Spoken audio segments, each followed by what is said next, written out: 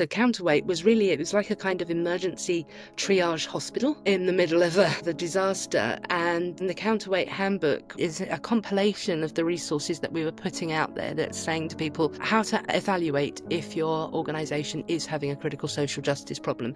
How serious is it? It's got green, yellow and how to understand the ideas that are being imposed on you, the main speaking points, how to push back at them depending on how secure your job is, what your skill set is. And essentially it's a very practical guide to understanding the problem that you're suddenly being hit with and responding to it. Because before this, you really did have to be in a certain field to be hit by this, mostly in academic fields, but also in social fields. So social workers particularly affected, and psychologists and these different groups. But at this point, we were hearing from almost everybody. You know, when you have a fireman, we ended up having quite a few firemen in the UK because they're in contact with each other, and they'd been doing their jobs for some time. They hadn't had a need to think about these really dense academic theories, and then they were suddenly being hit by them. So the counterweight handbook, I always have one person in mind when I write a book, and this one is written to one of my firemen who I'm particularly fond of, and it's aimed for people who are